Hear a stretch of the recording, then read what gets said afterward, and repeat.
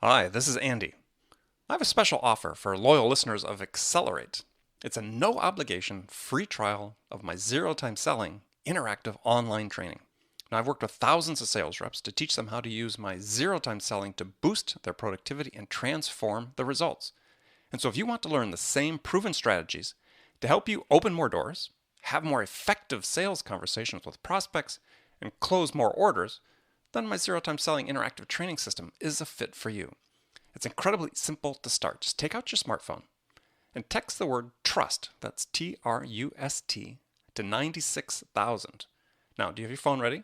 Send a text to 96000. That's a 9 and a 6 followed by 3 zeros. Now enter the single word message trust and hit send, and you hear right back from me with instructions on how to sign up for your free trial on my zero time selling interactive training. I look forward to seeing you there. It's time to accelerate. Hi, I'm your host, Andy Paul. Join me as I host conversations with the leading experts in sales, marketing, sales automation, sales process, leadership, management, training, coaching, any resource that I believe to help you accelerate the growth of your sales, your business, and most importantly, you. Hello, and welcome to Accelerate. I'm so very excited to talk today with my guest. Joining me is Colleen Stanley. She's not only the CEO of Sales Leadership Inc., a trainer, speaker, but also what we're going to talk about today is her latest book called Emotional Intelligence for Sales Success. I just finished reading the book. Very excellent book. Salespeople definitely should read it. Colleen, welcome to the show. Andy, thank you for having me. Oh, my pleasure. So tell us a little bit about you, how you got started in sales, and your sort of journey that took you to this point of writing this book. Well, it has been a journey, so I like the way you frame that. I actually got started in sales back in the 80s with a dance fitness company that is still around. They're about a $90 million company, Jazzercise. Oh yeah, Jazzercise. So I had three franchises, and you definitely needed to know how to sell in order to fill the room. And so I remember walking into three gymnasiums that I'd rented and had two gyms that were completely empty. And one gym had three people, two of which were my Aunt Mary and her daughter-in-law that she drugged there. And at that point, I thought, we've got a serious problem going on. So I created this speakers bureau, if you can imagine. And I called all of these organizations in Omaha, Nebraska, and I said, we have a speakers bureau that comes out and talks on fitness and nutrition. Now, keep in mind, I am the speakers bureau, right? Mm-hmm, mm-hmm. So that was probably my first selling. And then I would hire little kids to put flyers on mailboxes. Pretty sure that was illegal. And so that was my first selling. And then I had the good fortune of getting on with Varsity Spirit Corporation. And they are the company a lot of people might be familiar with. They host the national cheerleading championships on Oh ESPN. yeah, yeah, I've seen those. That's dangerous. That's dangerous stuff. Oh my goodness. Yes. And so they have that division, which most of the population knows better. And then they have a garment division. So they manufacture uniforms. And I was on the garment side of the business. So I was one of their first reps.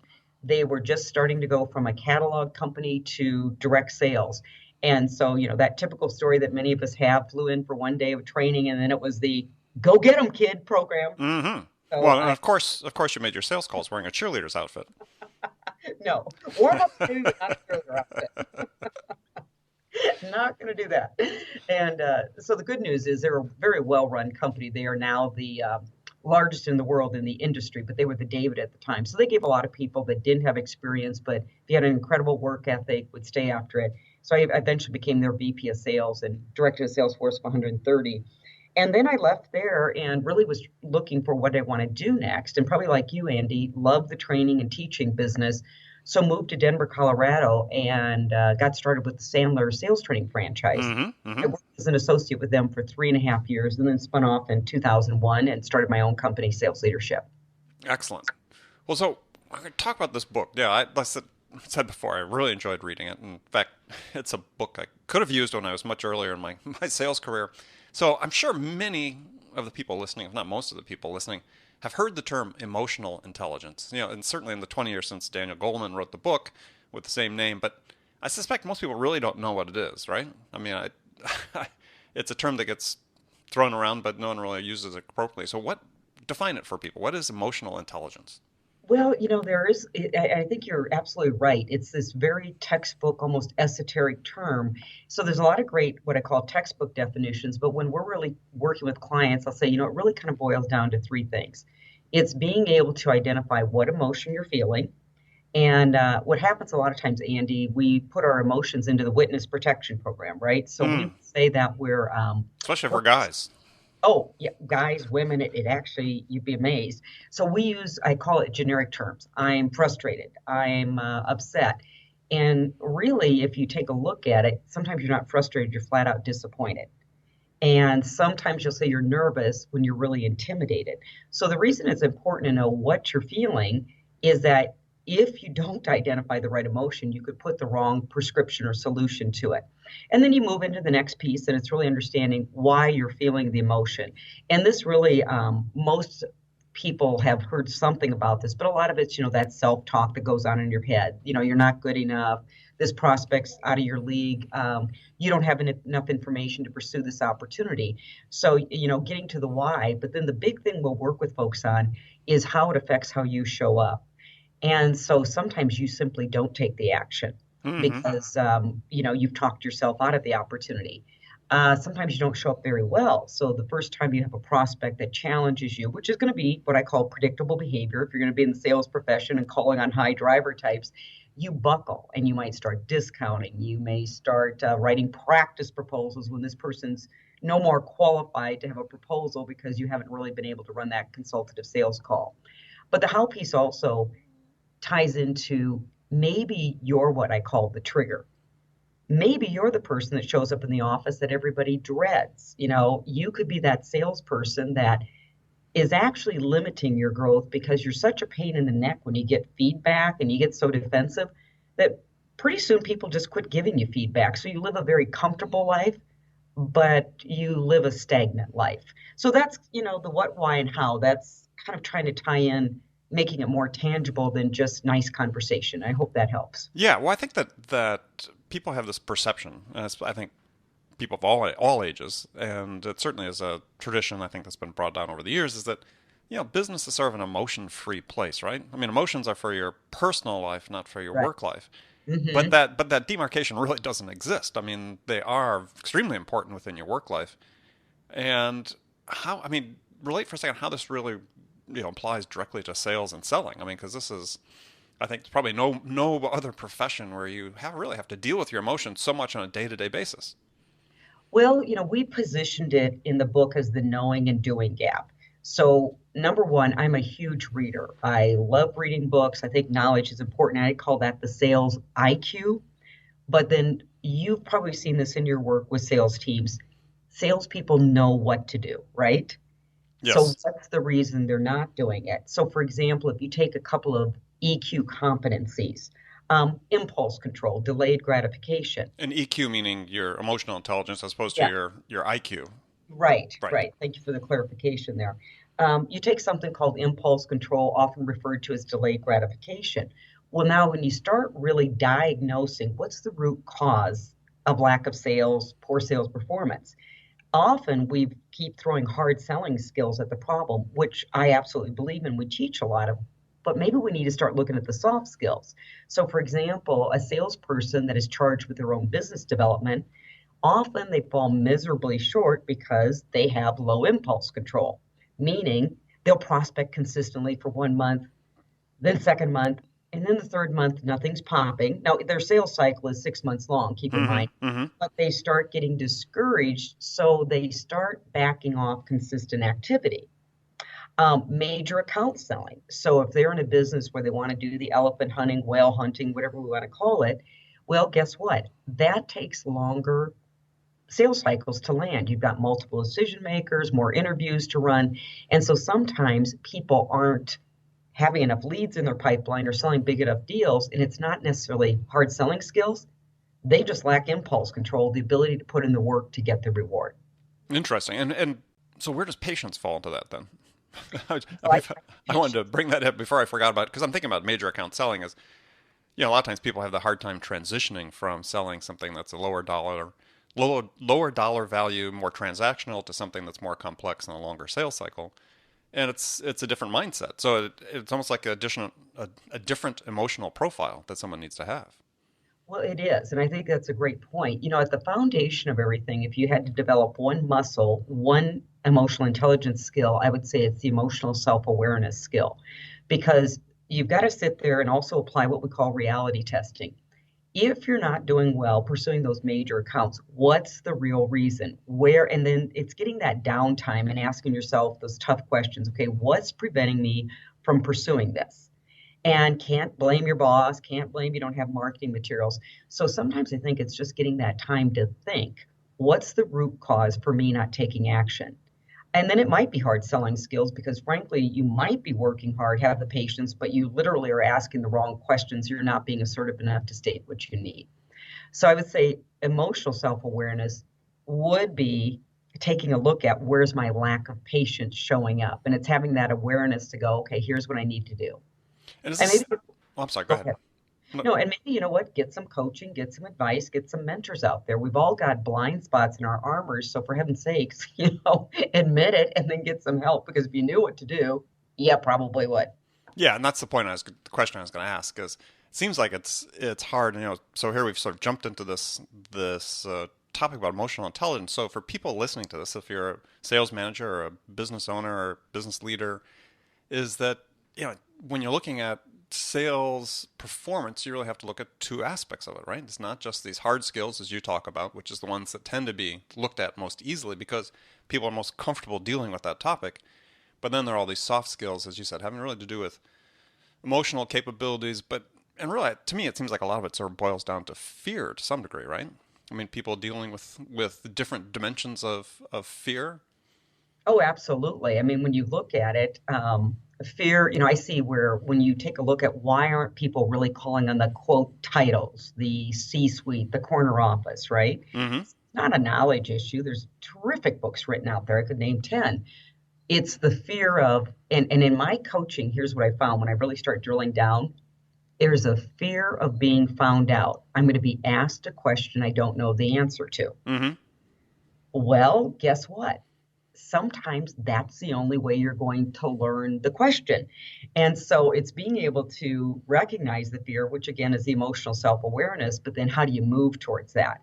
So for me, I guess I've worked on this so long that if I do fail, I'm going to take it on what I call my role side, and I'm not going to let it affect my self worth side. Because Mm-hmm. if you are going to The go after. the role side meaning, hey, that's me in the job. That's not me as my fundamental self worth. Yes, yes. And at the end of the day, yeah, I screwed up in my role, but you know what? There's just times that I got to go up there and show up because I really can't do any more pre-call planning and I might get stumped. And it's okay because my belief is it's going to help me on the next appointment. Right. So, but a lot of that's got to be that awareness instead of excuses. Oh, they're busy. They wouldn't take my phone call anyway. No, they're not too busy. They'll take your phone call because frankly, nobody's picking up the phone anymore. Oh yeah, right. We know that, right? Yeah. Well, I think one of the key points that you bring up, and this is again for the audience that's listening, is that not everybody can self-assess, right? That you need to have somebody to be able to help you, a mentor, a coach, a manager, or somebody that can go through this process with you. I think that being pragmatic to that degree and that realistic, brutally realistic, is Mhm. difficult for people. And sometimes don't you need somebody to help coach you through that process?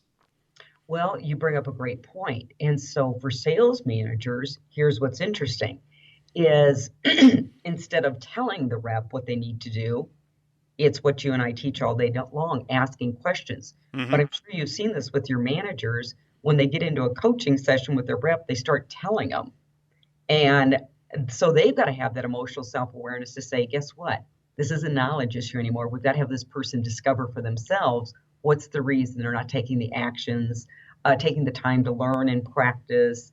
If we're supposed to be trusted advisors, but then I find that a rep hasn't even read a book in a year, I tell my teams, like, oh, you're not a trusted advisor. You're an old advisor, but you're not a trusted advisor. So you could, it's just asking a series of questions. But I find these assertive sales managers have a terrible time asking questions because they go into tell mode. So, Yeah, well, and I think that's perfect example, right? Is so somebody is you got an SDR, a sales development rep, or a outside sales guy that's just not making enough cold calls, mhm, and most sales managers say, well, here's what you need to do: is you need to set aside this block of time, and you're just going to call during that time, and that's the yes, solution, right?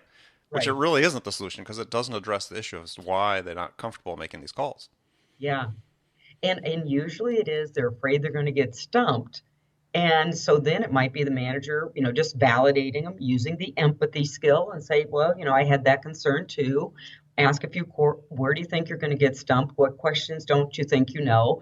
Because most of the time you can figure out 95% of the questions you're going to be asked or objections that are going to be brought up. But they get in this fear mode, as you said, and their brain just locks up and they don't go into thinking mode and, problem prevention mode. Yeah, and it's like fear of public speaking, right? To some degree, I think that's the way I sort of analogize it. Is that I when I was first starting my speaking career a few years ago, and I uh, finish a presentation, as my wife would ask me, okay, well, how did it go? And I said, well, no one stood up and called me an idiot, so I guess it's okay, That's a win. right? But I mean, that's sort of the way you think about it, right? I mean, it's sort of that's a little fear based as opposed to, gosh, I really killed it. Yes, yes, absolutely. Yeah, very interesting. All right, well, we're going to take a short break, but before we do, I've got a hypothetical scenario for you that I pose to all my guests, and I'll take your answer and let you think about it while we take a break, and then we'll take your answer when we come back on the air. So, here's the hypothetical scenario. You're a new sales manager hired into a company whose sales have stalled out and desperately need to be turned around. Senior management really has their focus on making sure this happens quickly. So you as the new sales manager, what would you do in the first week on the job? What two things would you do in the first week on the job that would have the biggest impact? So think about that, and we'll be back after the break with my guest today, Colleen Stanley, as we talk more about emotional intelligence and its importance in sales success. Hi, this is Andy. Connect and Sell is used by sales reps at nearly 1,000 companies, including hundreds of technology startups and several Fortune 500 companies, to overcome the challenges of getting prospects on the phone. Companies using Connect and Sell grow their revenues faster by enabling their sales reps to have more sales conversations in 90 minutes than they could otherwise achieve in an entire week. Connect and Sell can be deployed directly to your sales reps, or you can take advantage of their outbound on-demand service, which delivers qualified prospect meetings scheduled directly on your sales reps' calendars. Visit connectandsell.com to learn more about how Connect and Sell can start filling your pipeline today. Welcome back. Joining me again today, Colleen Stanley, author of, well, I forgot the title, book, Emotional Intelligence for Sales Success. I knew the emotional intelligence part. We've been talking about that. So, great book. Recommend people read it. So, Colleen, before the break, we talked about this hypothetical scenario. You're a new sales manager brought into a company. Sales need to be turned around. What would you do in the first week? What two things would you do in the first week that have the biggest impact? First thing I would do is run some type of assessment on the sales team because I could go in there and set up a great training program, do a lot of teaching. However, if I have salespeople that are lacking discipline, lacking work ethic, have an entitlement attitude, a victim attitude, those can be pretty hard to turn around. So I would first assess the sales team I have on board. Now, if I've got a good sales team on board, then the second thing I would look at is what's the process that they're using? Because I've seen some very hardworking salespeople that they'll still make it because they've just got that will piece, but they're having to work so hard in order to accomplish something. So then I would just take a look at what's even the framework of a sales process they have in place. Mm-hmm. That's probably the second piece I would look at. So I'd look at the people first, and then I'd look at the process. And with the people, the interesting thing you brought up is you might use some sort of standardized assessment test. Yes, I could do an anecdotal interview because I know what I was looking for. So for me, what I've seen with great sales reps is they're self-starters. It doesn't mean that they don't need coaching and won't ask for coaching, but these are the folks you do not have to motivate in the morning. You tell them something once and they've got it. Okay. Mm-hmm. Mm-hmm. I would look for salespeople that have the EQ where they're able to read a situation so they know how to adapt their behavior. I would look for high self-management, no excuses. Now that's a personal value of mine. I think excuses, accepting them in any way, shape, or form. I look for high personal accountability Right. because I think those are some of the traits then that are going to help you win if indeed it's just skill sets lacking. Right. Mhm. Well, it leads into an interesting point, which is as I was reading the book, and this is sort of and not specific to your book, but a lot of books I read about sales and so on. It seems like a lot of the prescriptions, and I don't think this is the case with what you were talking about, but I know in some cases it is. The prescriptions seem to be really geared toward the top performers, right? It's making the guys that are already good, guys and girls already good, better, as Mhm. opposed to really being addressed to sort of what I call the vast middle, right? The people that are Mhm. sort of the B players, and not to say that in a pejorative sense, but just in a stack ranking. So, is that the case here, or is the emotional intelligence? I mean, how do you motivate and inspire what I call the vast middle to pursue, as you talk about this term, self actualization? Mhm. How do you motivate them to pursue that? Well, I think, there's the adage, and I think there's different opinions around this. I don't think you can really motivate someone. I do think you can provide an environment that a motivated person, somebody that has that intrinsic motivation to succeed, I think you can create an environment where all of a sudden they can just blossom, right? Mm-hmm. And so, with that in mind, when you study companies, and this isn't because you and I are in the training profession, but there is X amount of research out there that shows when you provide training and education, number one, if you've got an intrinsically motivated person, they get better. And when you get better, you like your job more because it's easy, it's fun. Sales can be just a brutal profession if you don't know what you're doing. And I know that because when I started out, I didn't. But I have a tremendous work ethic and I have a forehead that will take a lot of bruises. So I think if you can provide that environment, then you will get your intrinsically motivated, self actualized people to even do better. And then when they're doing better, obviously, if you've got your compensation set up the right way, they're going to make more money. So I think sometimes the retention piece goes away. These cultures that aren't real healthy go away because you've just now got the right people and provided them the tools to even get better. Right. Well, I think one of the real breakthroughs about the whole emotional intelligence side of things is that you can change your emotional intelligence, right? Through work, you can change it. And I think this is something that's maybe a little bit shocking to some people to think, because they tend to think, well, my emotions, that's who I am. I am who I am. And I just can't change that. But all the research that's been done and the work that's been done has shown that through the application of work and use of certain tools, that you can change how you react in certain situations. You can change how you respond to certain emotional disruptions in your life, which certainly there will be some if you're in sales. So, Absolutely. right? And so explain a little bit how that works, because I think that's something really important for people to understand is that you're not stuck. Oh, absolutely not. And for many, many years, people felt they were stuck because there was such a focus on IQ, right? This is what you're born with. But there is the neuroscience, as I call it, behind emotion management, emotional intelligence. And so when you can get some knowledge on how, learning about the old brain, the amygdala, and how you actually are wired to go into survival mode, right? So the minute you see something that looks dangerous, i.e., a tougher prospect, a challenging prospect, literally from a neuroscience 101, blood starts leaving your brain. You've got it going to your external extremities, adrenaline starts shooting off, you've got your body emitting cortisol, which affects your clarity of thought. And so at that point, you are really left with the functioning of a monkey and not the higher level monkeys we study. And so that's the whole thing. So people will sit there and they go, why aren't I executing? Well, you've actually got a physiology 101 reaction going on. So emotional self-awareness, when you start seeing yourself go into that fight or flight, which you will, by the way, you can't stop it, you can shortcut it. So a lot of tools are simply state what you're feeling. I'm feeling angry. I'm feeling upset. Listen to if your heart is beating, take a deep breath that actually gets you back to oxygen in that oxygen deprived brain. And Mm-hmm. so it's pretty simple how fast you can get yourself back to managing the emotions there. And so I've seen, and also for learning new skills and habits, there's some exciting work and it's called neuroplasticity. And so this is where all of us, whatever we're exposed to, nurture nature, you've got your hardwiring. So if you grew up in a family like mine, there was 8 kids, and really what we were taught to do, you wanted to get the last line in, right? Didn't matter. Mm-hmm, You wanted mm-hmm, mm-hmm. the last statement.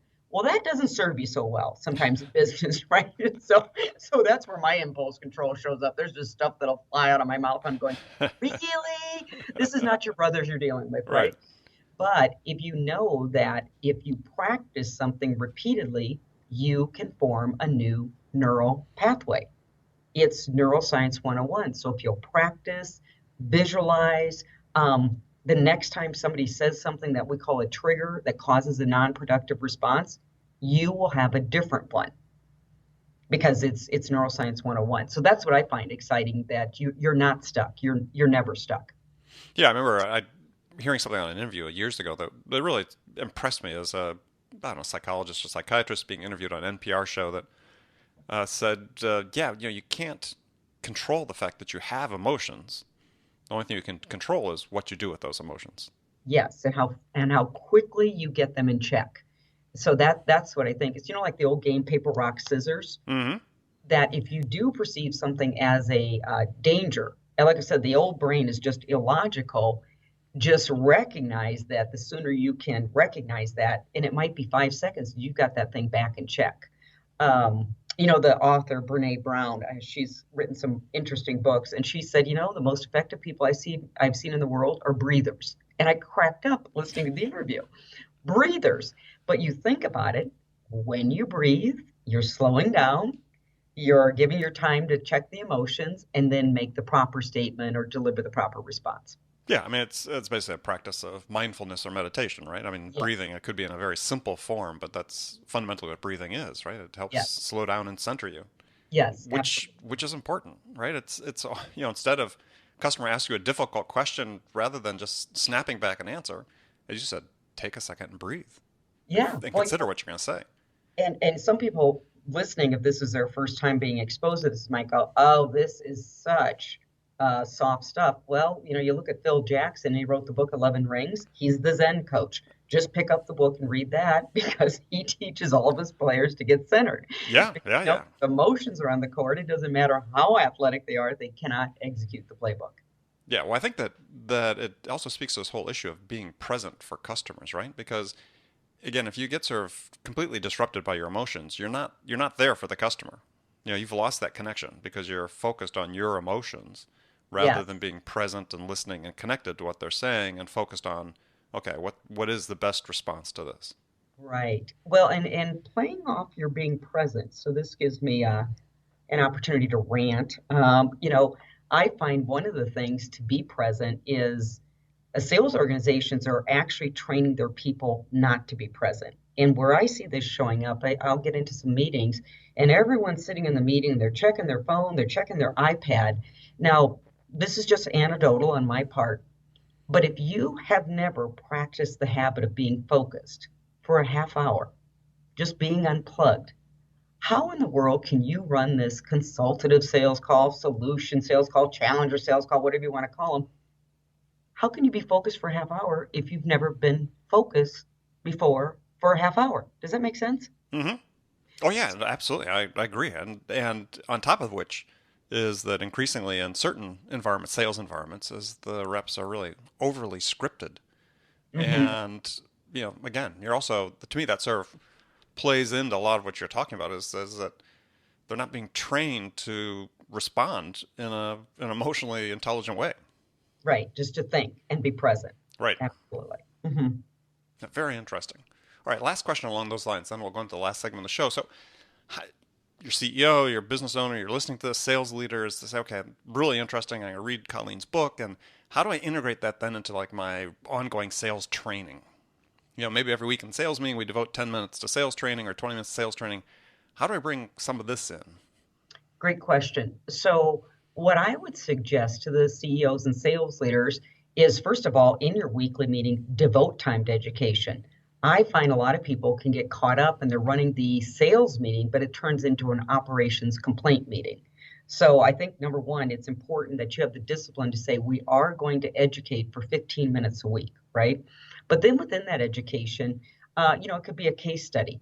So, when the case study comes up, the question is posed, what hard skills could have helped us here, what soft skills, EI skills could have helped us execute the hard selling skills, support the hard selling skills. So you just pose the question so they do a more holistic diagnostic of where's the root cause of this sales performance challenge? What's the reason we didn't get the deal? And you know what? If you take a look, well, we didn't do pre-call planning. Well, if you link that back, that also goes back to delayed gratification.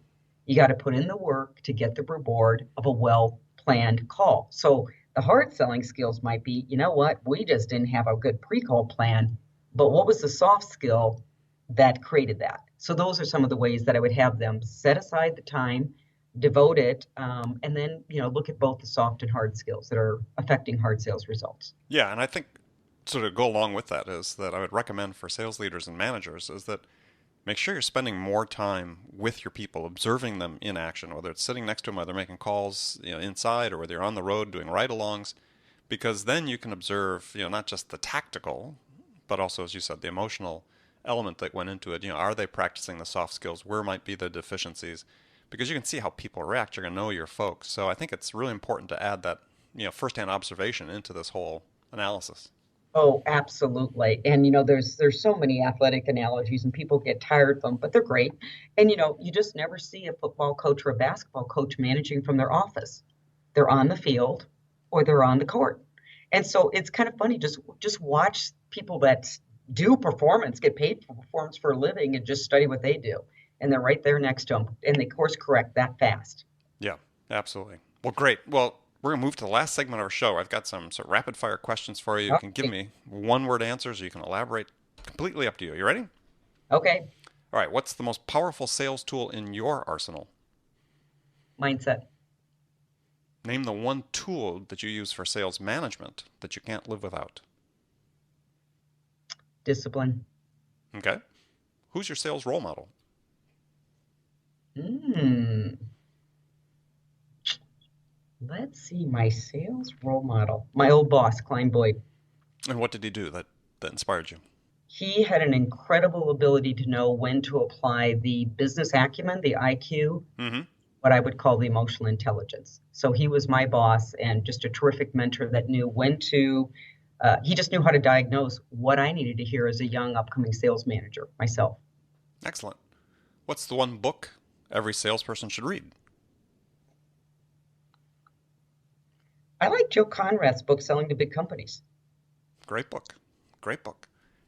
So here's really a hard question. So, when you're trying to sort of psych yourself up, pump yourself up, what's your favorite music to listen to? Myself, I sing in the morning.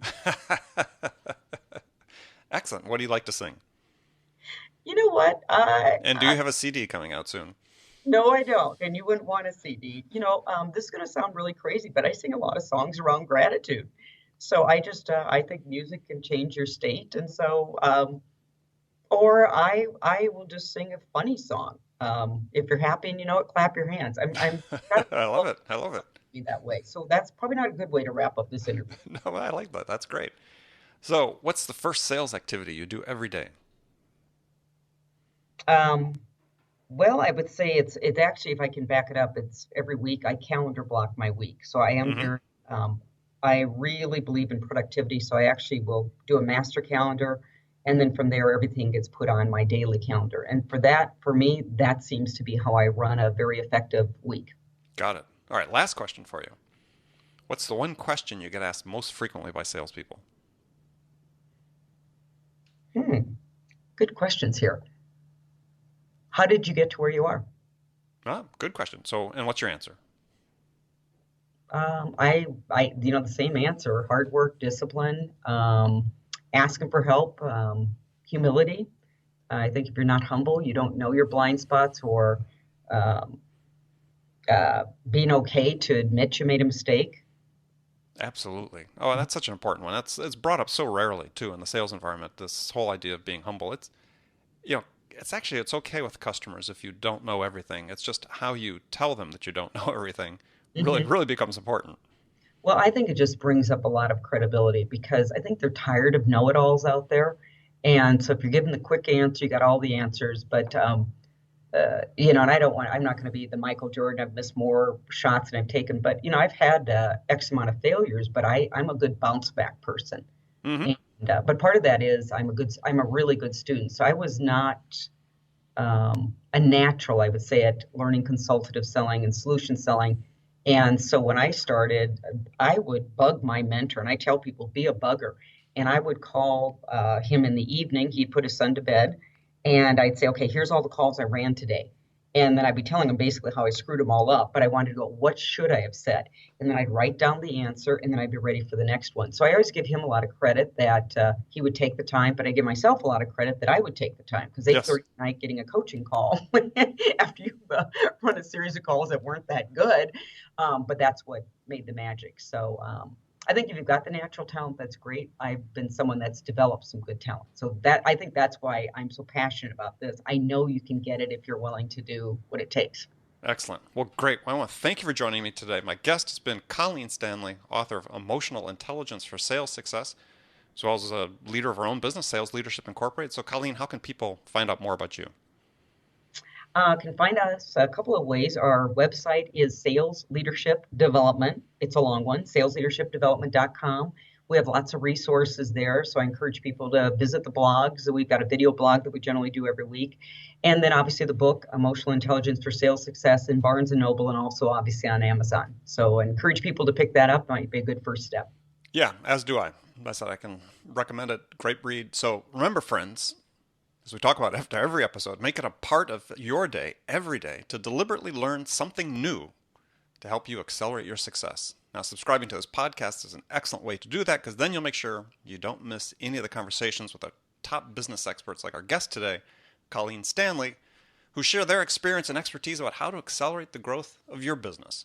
So thanks for joining us, and until next time, this is Andy Paul. Good selling, everyone. Thanks for listening to the show. If you like what you heard and want to make sure you don't miss any upcoming episodes, please subscribe to this podcast on iTunes or Stitcher.com. For more information about today's guest, visit my website at andypaul.com.